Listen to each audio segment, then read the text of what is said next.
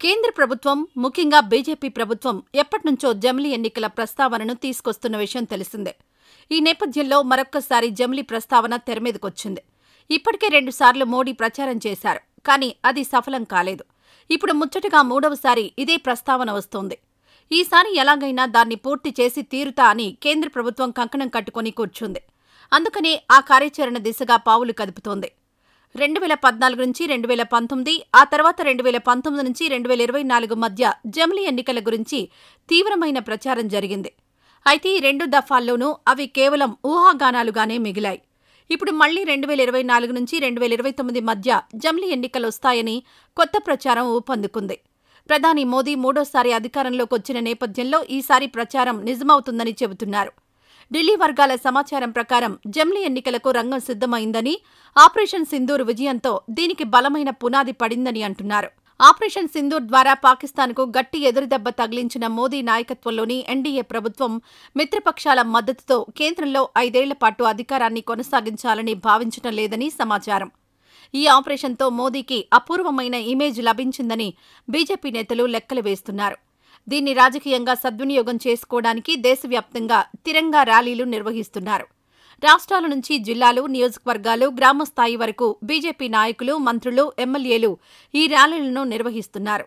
ఈ నెల 13 నుంచి 23 వరకు 11 రోజుల పాటు జరిగే ఈ ర్యాలీల వెనుక ఆపరేషన్ సింధూర్ ద్వారా వచ్చిన ఇమేజ్ను రాజకీయంగా పూర్తిగా ఉపయోగించుకోవడమే లక్ష్యమని చెబుతున్నారు. మరోవైపు దేశంలో ప్రస్తుత పరిస్థితులు బీజేపీకి అత్యంత అనుకూలంగా ఉన్నాయి. పాకిస్తాన్ విషయంలో భారత్ అన్ని ఎంపికలను తన ఆధీనంలో ఉంచుకుంది. ఉగ్రవాద దాడి జరిగినా లేదా దానికి సంబంధించిన ఆనవాలు కనిపించినా యుద్ధం ప్రకటించే స్థితిలో భారత్ ఉంది. అవసరమైతే పాకిస్తాన్ను నిలువరించి దాని ప్రతిష్టను దెబ్బతీసే ఘనత భారత్కు దక్కుతుంది. ఈ నేపథ్యంలో బీజేపీ కులగణనను కూడా తన రాజకీయ వ్యూహంలో భాగంగా తీసుకొస్తోంది. కులగణన జరిపి బీసీ, ఓబీసీ వర్గాలకు ప్రాధాన్యత ఇస్తే బీజేపీ రాజకీయ లబ్ధి మరింత పెరుగుతుందని భావిస్తోంది. 2026లో జనాభా గణనతో పాటు కులగణన చేపట్టి 2027 మధ్యలో జమిలీ ఎన్నికలకు వెళ్లాలని బీజేపీ ప్లాన్ చేస్తోందని రాజకీయ వర్గాల్లో చర్చ జరుగుతోంది. ఈ విధంగా 2 ఏళ్ల పాటు అధికారంలో ఉండగానే ఎన్నికలకు వెళ్లడం ద్వారా 2024లో నినదించిన 400 సీట్ల లక్ష్యాన్ని సాధించాలని బీజేపీ భావిస్తోంది. అయితే బీజేపీ ఈ వ్యూహాలన్నీ మిత్రపక్షమైన టీడీపీకి తెలిసిపోయాయా అన్నది మరో చర్చనీయాంశం. ఈ నేపథ్యంలోనే టీడీపీ అధినేత చంద్రబాబు తన సూపర్ 6 హామీలను ఒక్కొక్కటిగా అమలు చేసేందుకు సిద్ధమవుతున్నారు. అంతేకాదు మహిళల కోసం కొత్త పథకాలను కూడా ప్రవేశపెట్టే యోచనలో ఉన్నారు.